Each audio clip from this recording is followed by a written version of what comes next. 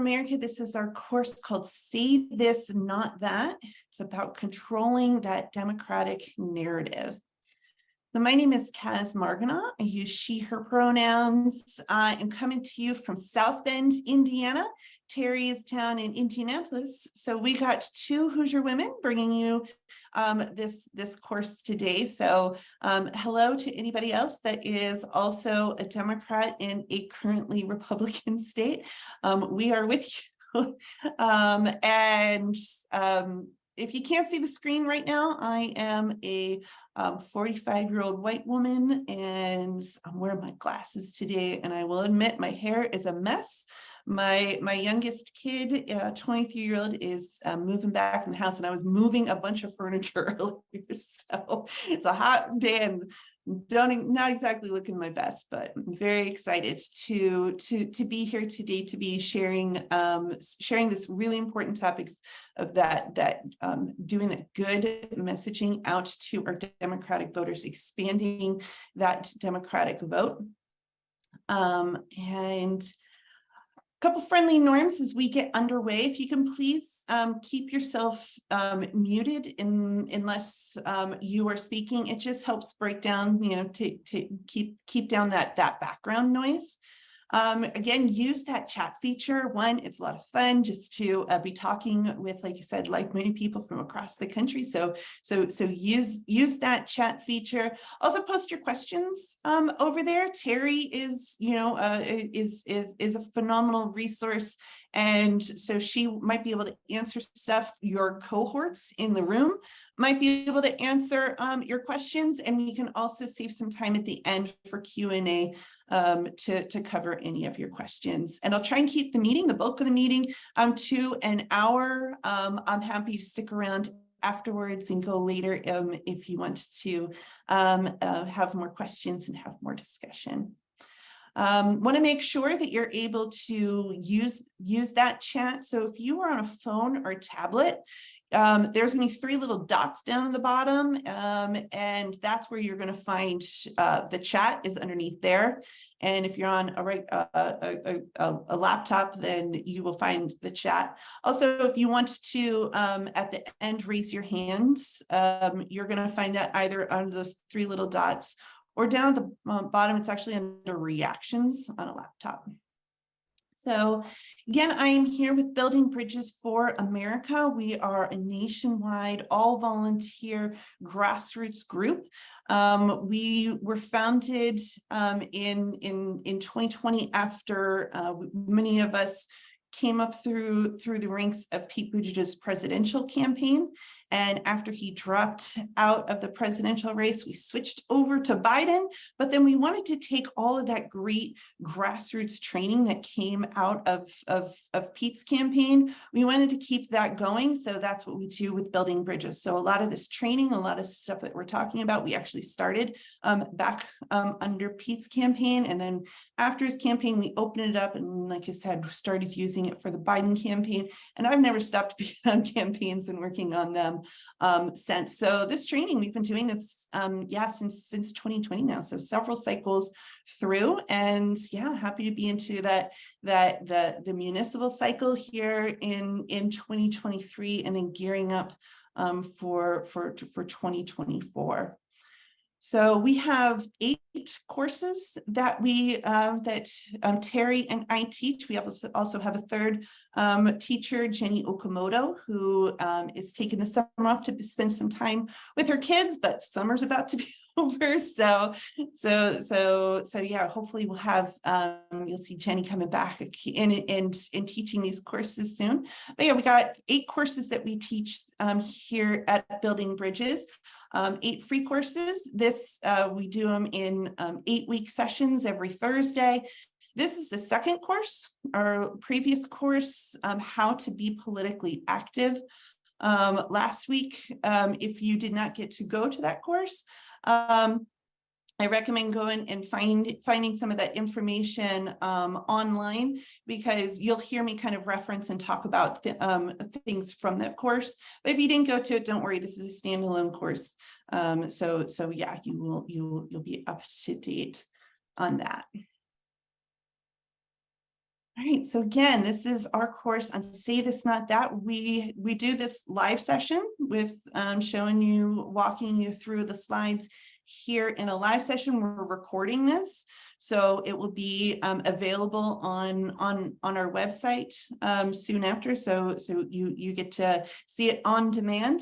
And then we also have a workbook version of this course. All of that is out on our website on the course page.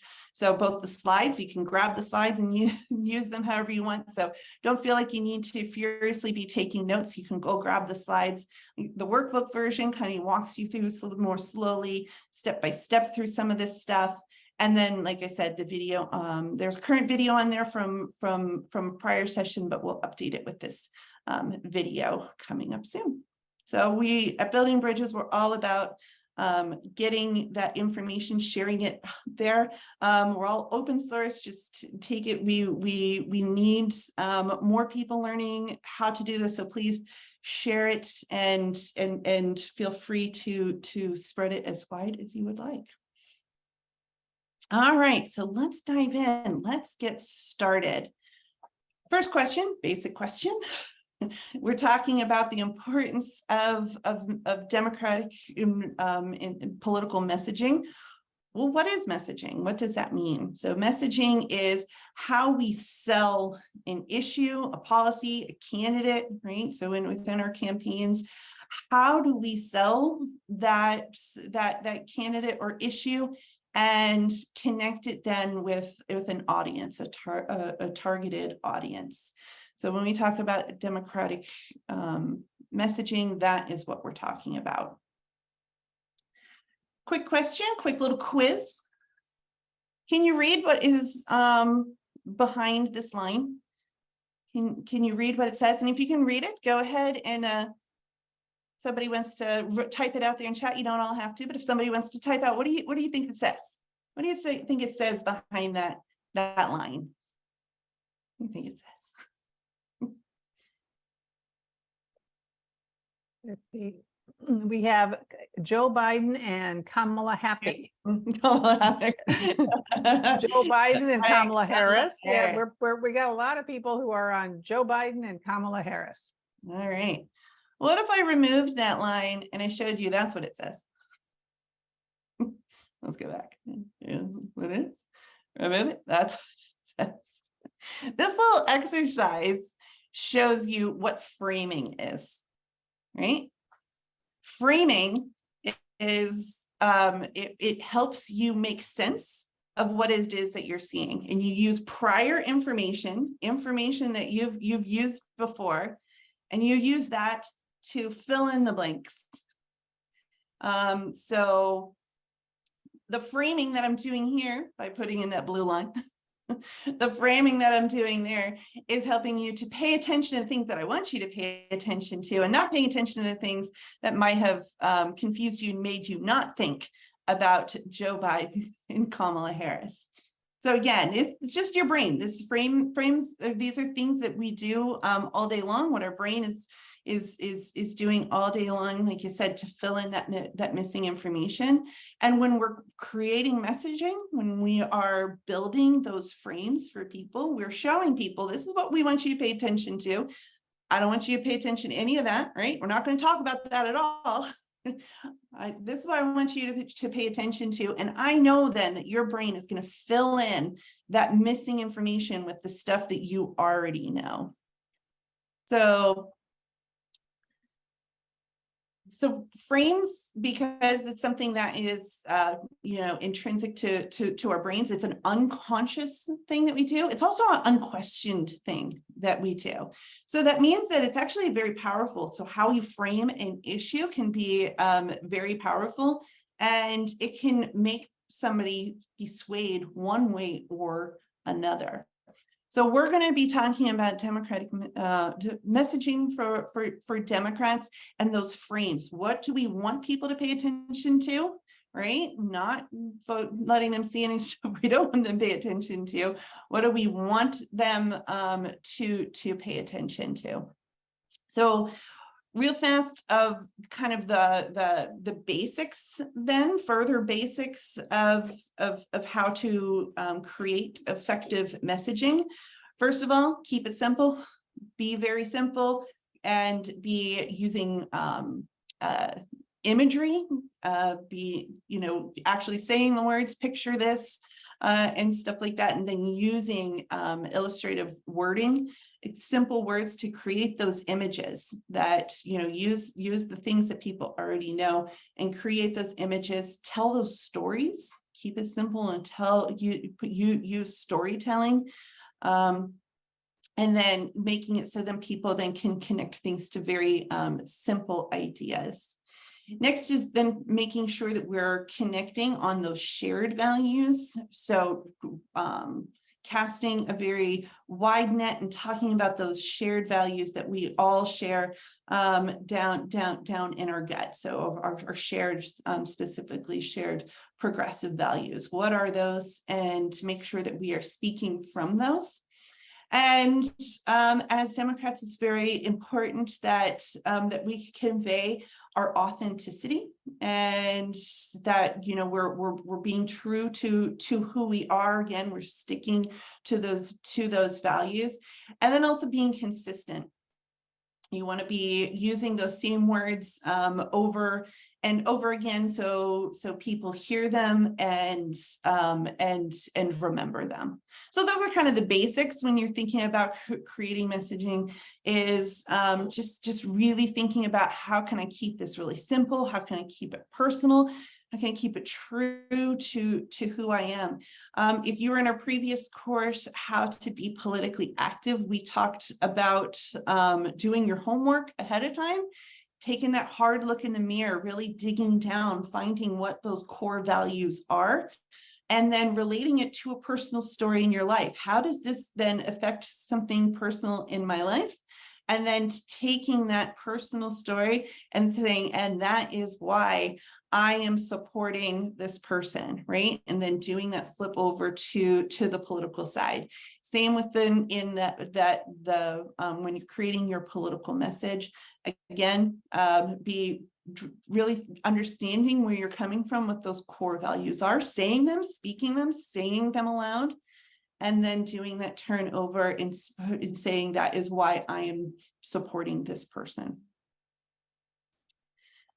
A little bit further into the basics, kind of just some ground rules we're kind of setting, is you want to use your own language, your own words. We just showed you with framing how important it is that, that people, you're framing things in a way that you want people to see it.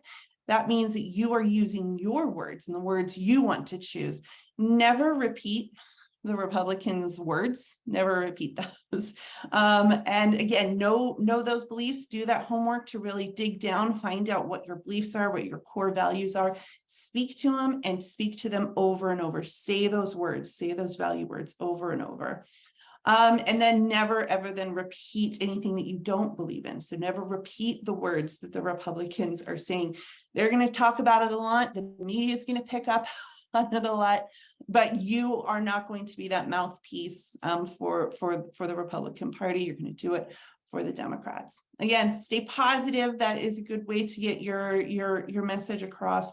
Again, for the Democratic Party, that authenticity, being really truly who you are, using imagery, again, trying to paint a picture for people, and then using those stories. So again, kind of laid the groundwork of the components of effective messaging.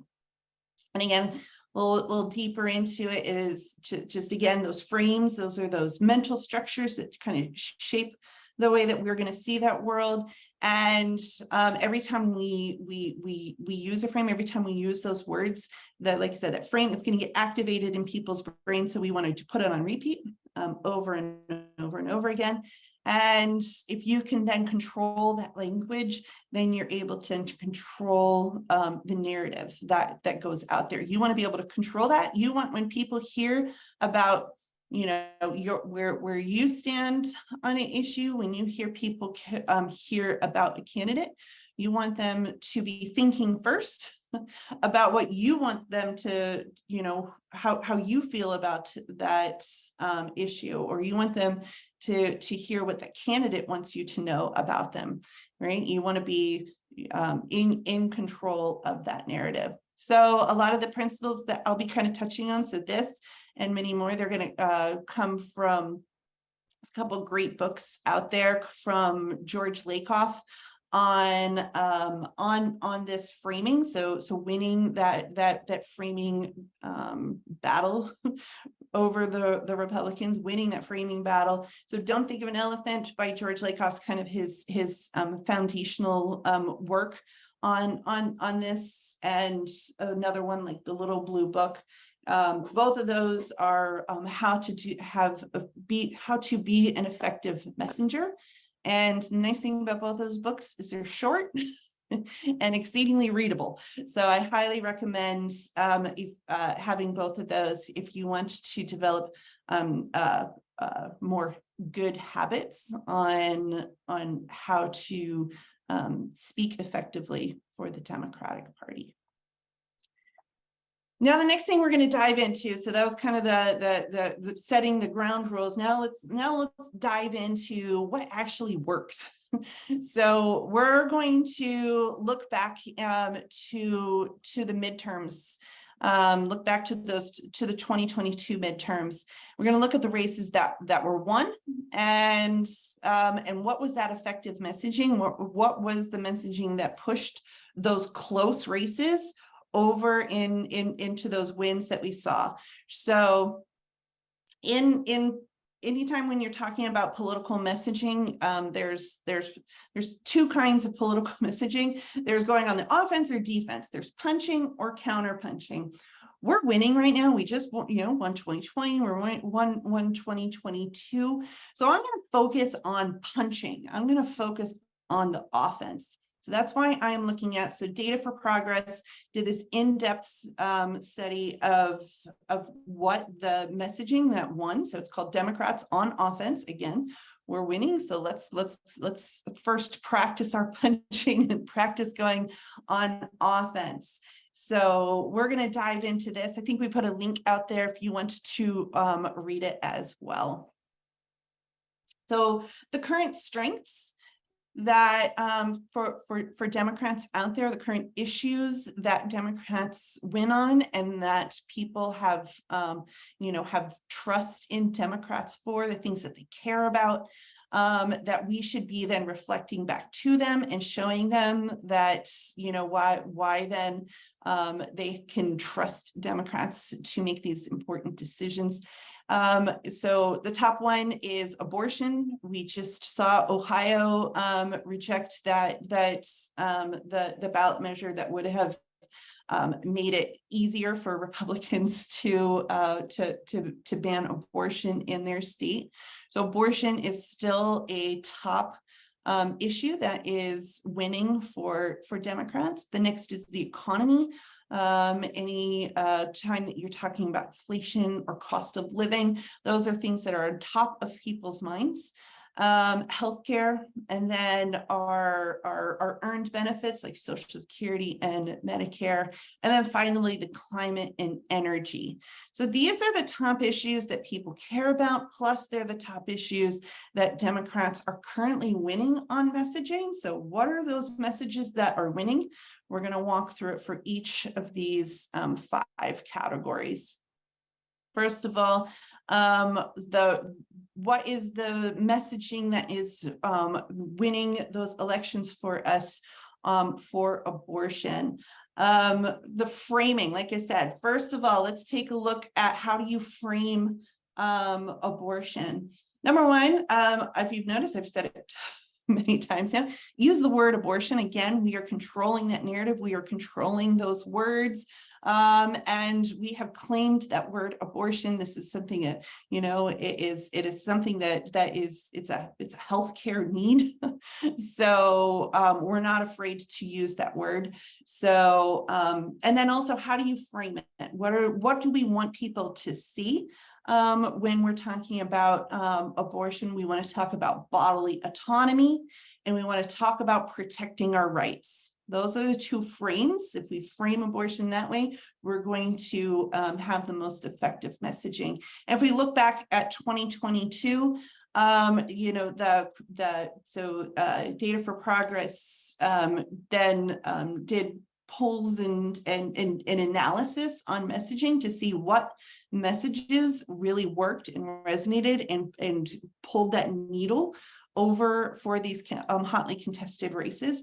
So one of the most effective messages that was in 2022 on abortion came from now Senator Fetterman. And he said, a woman's right to make her own healthcare decisions is sacred and non-negotiable.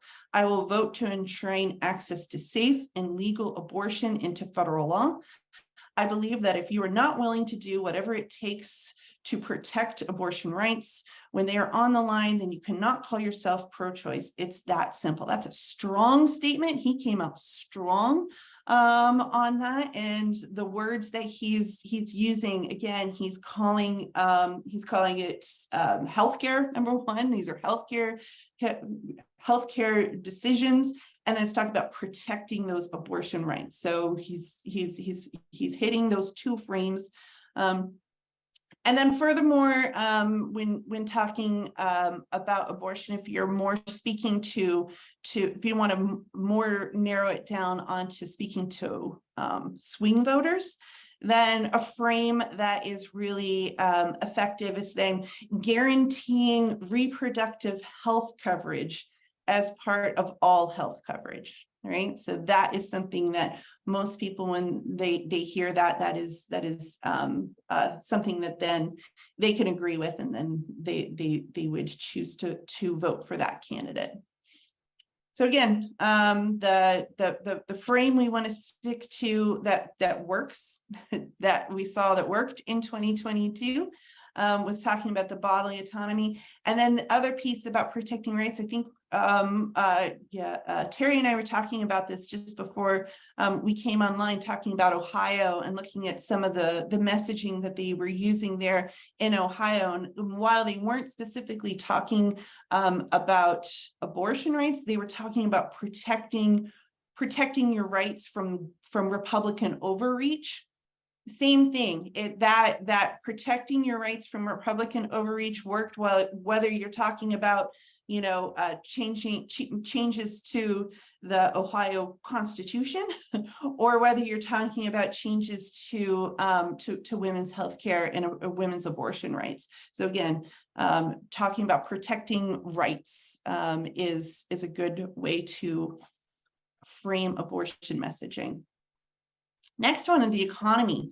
You know, talk to just about anybody, and they're going to talk about, they're worried about the cost of living. They might even use the word inflation. Maybe they'll say, you know, grocery costs, right? These are things like, I like to say, politics that walks right into our lives. Well, it also walks right into our pocketbook. And these are things that people really feel, and then that they talk about. So when we talk about, you know, those issues that people are the most concerned with, always at the top, is economy. So how to talk about it? Well, we found out in the 2022 midterms that an effective message on economy for Democrats was to talk about it in terms of our competitiveness with other countries. So again, the most effective messaging came from Senator Fetterman. Might be a good reason why he is our senator now. So came from Senator Fetterman saying, fighting inflation, lowering costs starts with making more stuff in America and bringing jobs home. We don't need to be outsourcing any more jobs and production to China. There's no reason that the next generation of technology, from defense to clean energy to microchips that power our cell phones, can't be manufactured right here. He's doing a lot of great things in this one little quote. So first of all, people are talking about inflation. They're using that word. They're talking about costs. They're talking, and so use those words and bring them back to them by saying, I'm fighting inflation. I'm lowering costs, right? So don't be scared of the words people are saying. Reflect them back, and then talking about what your solutions are there for it. I like that he says we're making more stuff in America. I said simplify it, make simplifying words, right?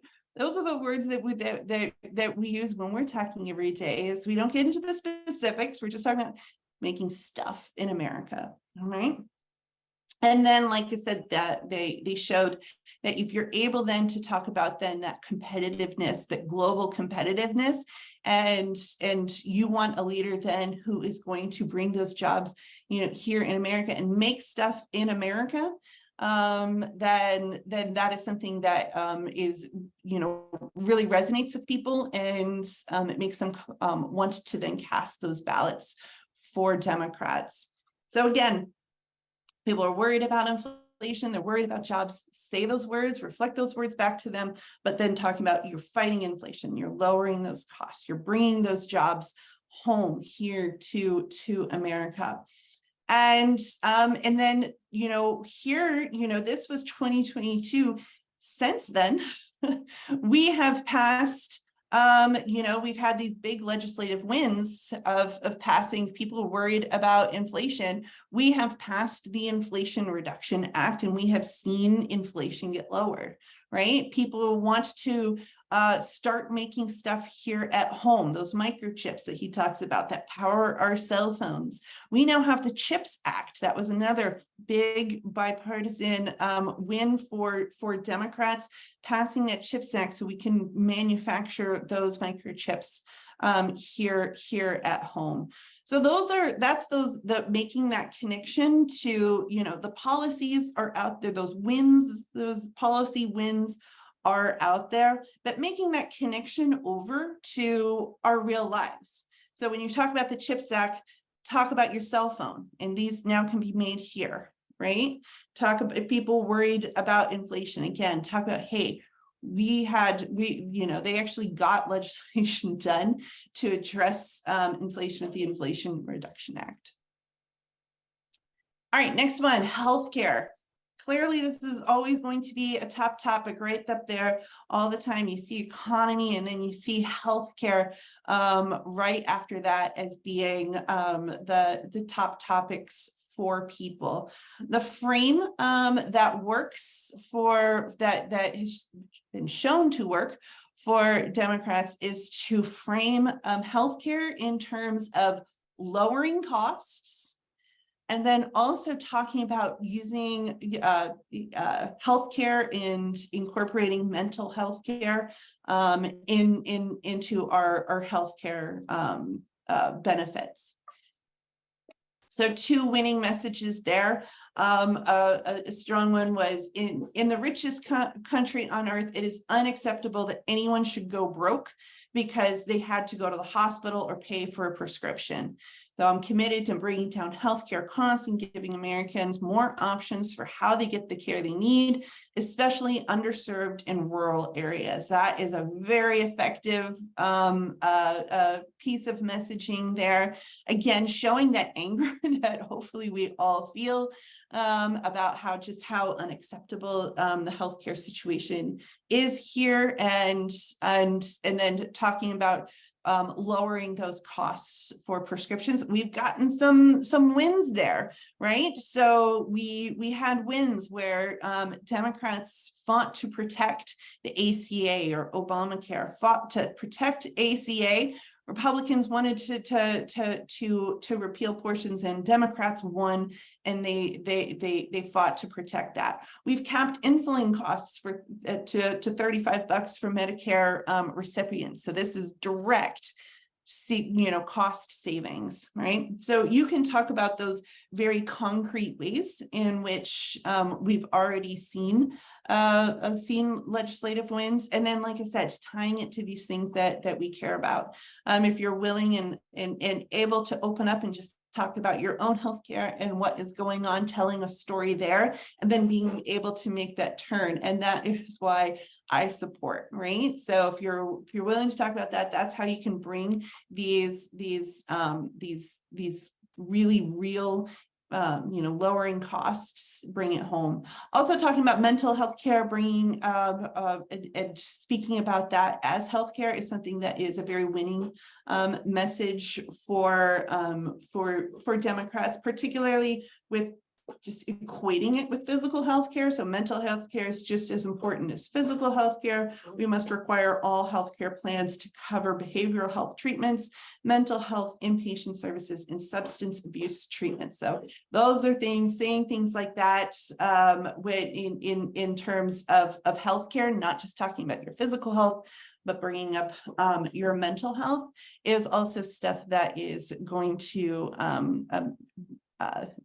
voters then will listen, they'll feel heard, and they will more likely than cast those ballots for Dems. Next one is actually a really big win for Democrats, is earned benefits. So this is things like Social Security and Medicare. These are your earned benefits. Sometimes people erroneously call them entitlements. They are not entitlements. You have earned them. You've paid into them. You've earned them. Those are your earned benefits. And overwhelmingly, this is a category that voters across the board of almost even Republicans concede that they trust Democrats more on protecting Social Security and Medicare. So we already have that trust. They already believe that Democrats are going to safeguard those earned benefits more than the Republican Party. So let's use it. Let's talk about it.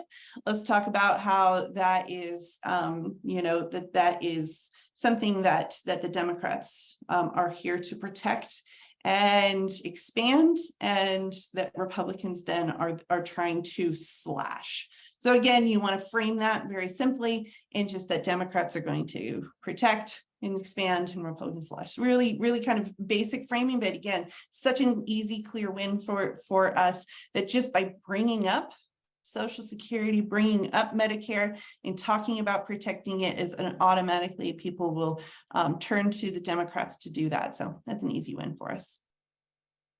And the last one I'm going to cover is then how messaging on climate. So the winning messaging that worked in 2022. The words, we call this course "Say This, Not That." This is as straightforward as you're gonna get. What works on climate is saying that we're building renewable energy sources. What doesn't work is saying that we're eliminating fuel costs. It's being positive, showing that positive side is, and building is, those are words that resonate with more people than just talking about eliminating fossil fuels. So again, if you think of the frame, what do we want people to think when they think about climate? What are those things that we want people to be thinking that the Democrats are going to do for them? One, to speak about affordability, economic benefits, and domestic energy security. If we can frame climate in that way, I'm a climate researcher, so I obviously, I know this much, and I have all these. I can give you 1,000 reasons why you should care about the climate. But if I'm really trying to relate it to that person, to that person's life, then I'm going to first start and I'm going to talk about climate in terms of both, the benefits, the economic benefits to that person, how it's going to make things more affordable, and then also be framing it as being securing, making sure that America is less reliant on outside sources for its energy. So the top framing that helped Democrats win in 2022 on climate was that America should embody an all of the above energy strategy. And I've been a champion of our nation's abundant natural energy resources. I'll keep working to keep our country on the cutting edge of diverse energy production that will grow our energy economy, protect our national security, and help make America energy independent.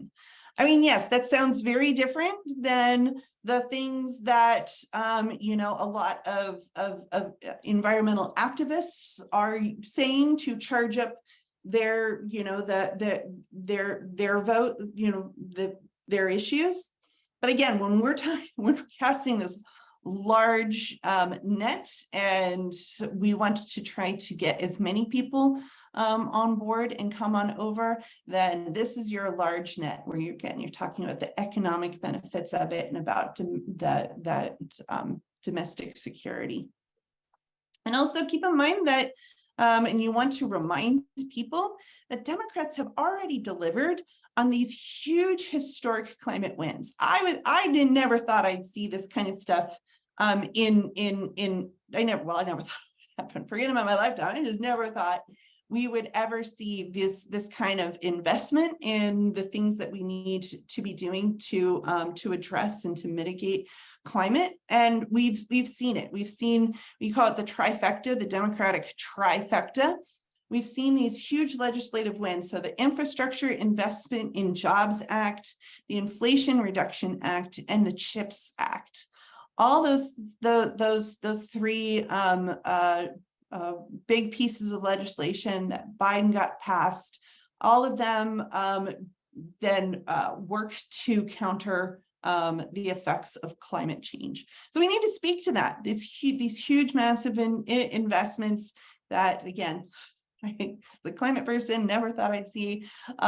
They've happened. They're here. And right now, for me, the saddest polling that is out there is that the number of voters who don't know that these three pieces of legislation passed. Maybe they heard of it, but they didn't know it passed, or they never even heard of it at all. So the Biden administration has been, literally on the road, trying to get out there, talk to everybody. But it really comes down to you and me being able to speak to, know, again, do your homework, know what was in those acts, and then how it affected you.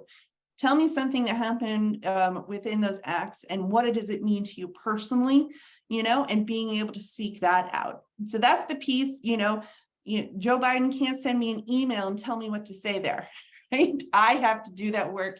He doesn't know my life. I'm the only one that knows me. So I need to do that work. And then I need to be able to speak that out. So let's then look to see what is other messaging that is currently out there from the Democratic Party. And then what is that framing? How do they, why are they using this framing? How does it work? And then kind of give you a hint of then how you can then turn around and use that as well. So you go to Joe and Kamala's website right now, and you look to see, okay, for 2024, what is their campaign messaging like right now? Well, right now it says, together we can finish the job for the American people, with that all-important exclamation point. So what is he saying? He says together. First of all, he's including us, bringing you on, giving you kind of that, empowering you to be part of this, right? He's not saying I alone can do this. He's saying together we can. He's talking about finishing the job, right? There's this sense of work, right? There's work. If you were there in 2020 and you put in that work to get Biden to win in 2020, I know I certainly did. It was very weird campaign, working for a campaign on a couch. So nice that this time around I don't have to be on my couch. But yeah, if you were there before in 2020, well, remember the work that it takes, and we are still doing it. Let's get out there that finish the job. So who is he talking to early in a campaign like this? Who is he talking to? He's talking to his base. He's talking to people that were there before. And that's, again, empowering all of us. He's not saying me, he's not saying I, he's talking about we. And he's been using bringing that America is back, right? These very patriotic tropes. He's also kind of fun. If you look at his merch, he's really diving into dark Brandon and stuff like that. He's having fun with it, right? It's because doing this kind of getting out there, doing that homework that I was just talking about, all of that. I mean, it's work. This is work. You got to have fun while you do it. You gotta have a good time. So he's inviting in this kind of the fun and the joy side of it as well. So that's the framing that you see that, or at least that I see when I look at the current 2024 framing and messaging. And if you go to the Democratic Party, right, let's go all the way up to the top. Like I said, Biden, Harris, well, let's go all the way to the top. Let's go look at the DNC. What are they saying? How do they frame the party? So he says, we're fighting for a brighter, more equal future, rolling up our sleeves and organizing everywhere to build a better America for all. Very much reflects what you saw in Biden's campaign, where it's emphasizing the work side of it, right? And then that building a better America for all, this patriotic sense of work that we're putting in. And then remember I mentioned what are those top issues for Democrats? Well, if you go to where they stand, right, they're hitting them right there. Democrats believe the economy should work for everyone. Healthcare is a right. Our diversity is our strength, and democracy is worth defending. So right off the bat, like I said, they know economy and healthcare, so they're driving it right there. They're saying healthcare is a right, and then that economy, that it should work for everyone. So, and we also see that then it reflected then in some of these in those winning campaigns in 2022. If you look at those some of those really hard fought campaigns, they reflected a lot of the same idea of work, fight, work, deliver. Those are all very good words that you're going to see. They worked before in 2022. Now it's like when we say we're delivering, we can actually show we actually did do this stuff. We actually got these historic legislative wins, right? So there's something to show for it. If you're in Michigan, I'm in South Bend. Michigan's right there. So my Michigan neighbors, in the 6 months that the Democrats have had control of both houses there, they've gotten incredible work done. So they have a lot to show. Same for with the Biden administration. Short amount of time, they have a lot to show for. So when we talk about delivering, we talk about work. It's not just theoretical. They did it, and they could keep doing it if we come out and we continue to support them. So again, let's do a quick wrap up about those about frames. This is how we're those frames, they can then make us in our minds, connect people, show people what we want to show. Those words then can connect people to the emotions that we are looking for them to have. And a lot of times you'll see that the GOP, what they're doing, they're trying to instill that fear, right? The harms and horrors kind of words, that they're trying to scare people. Well, they're trying to use those frames to make people feel emotions.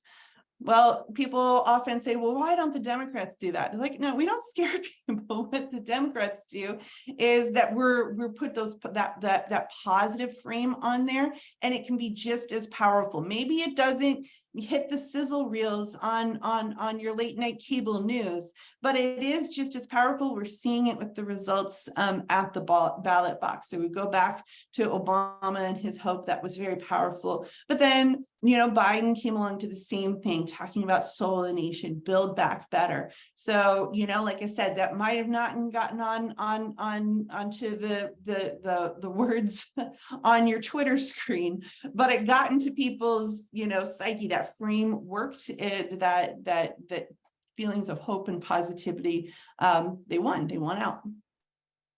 So real fast, when you're talking about those, we were talking about the two different ways, you know, the harms and horrors of the positive side.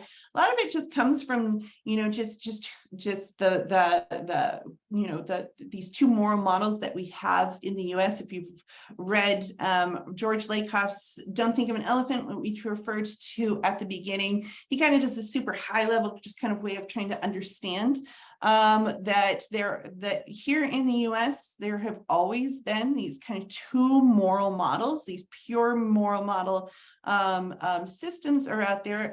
Most people are some sort of mix in between. But if we look at those pure models, you got your nurturing side, which is your progressives, and you got what he calls the strict father side. And those are your conservatives. And the nurturing, the progressive side, they care.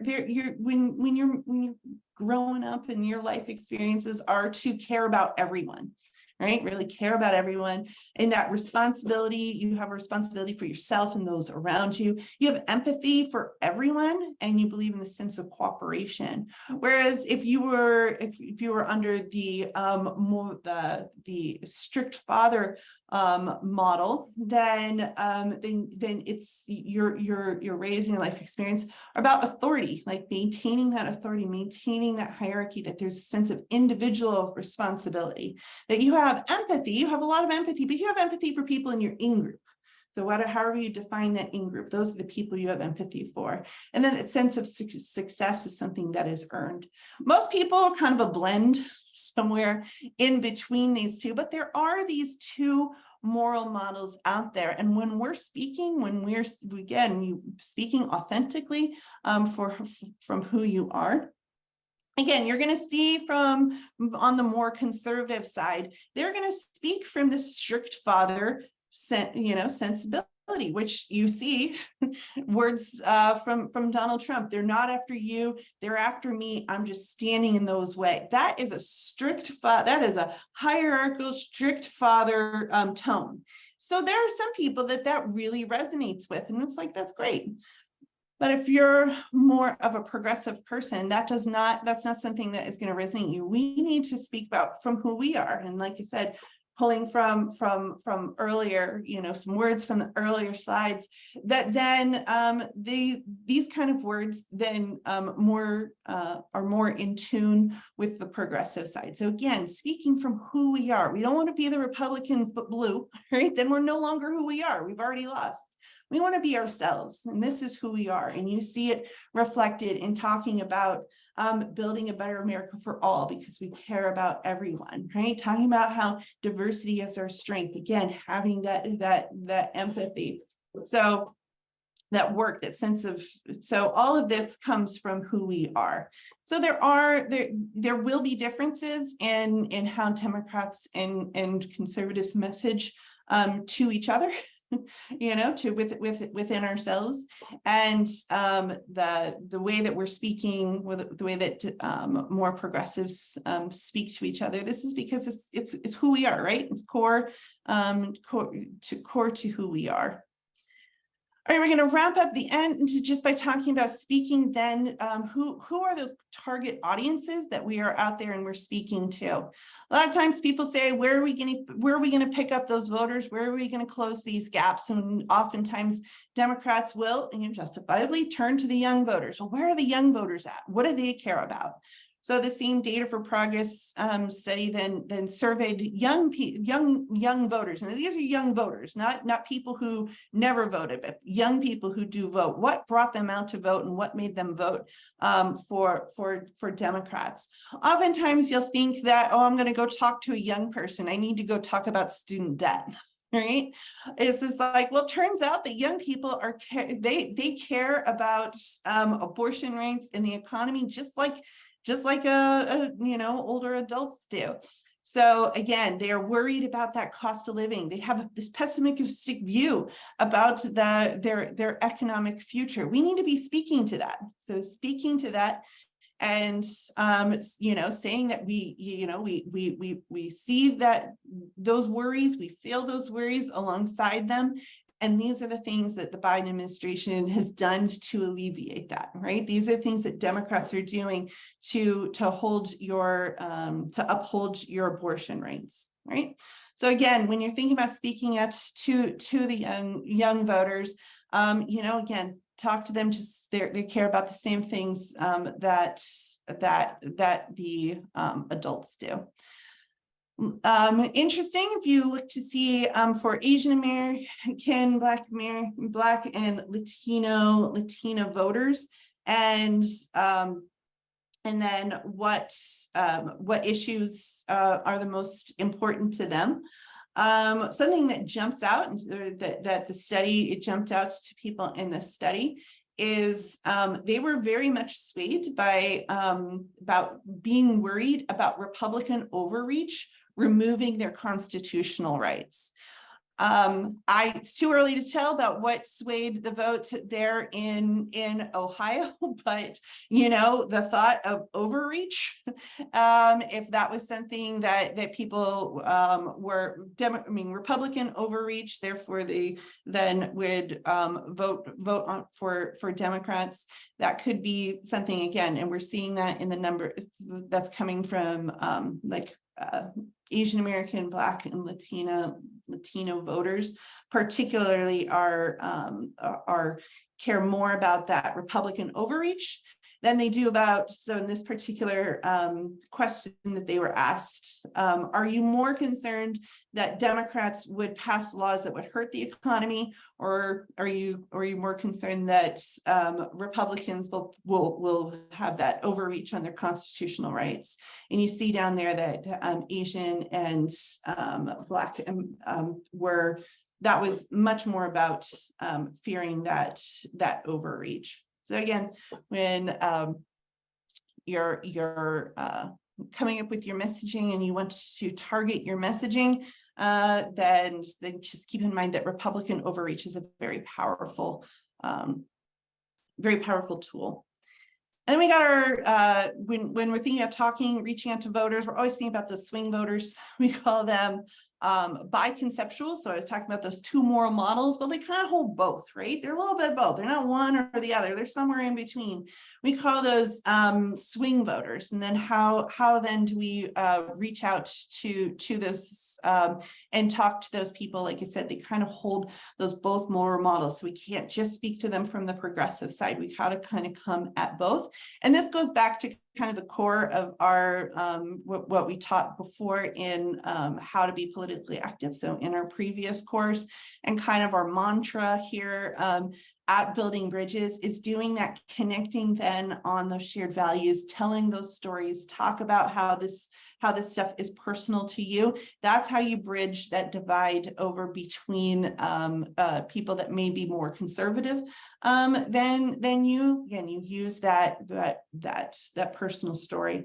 Just you want to think real fast. We call them, the political speaks call people persuadables. If you want to talk about a persuadables, who they are at a really high level. One, they don't really think about politics that much, right?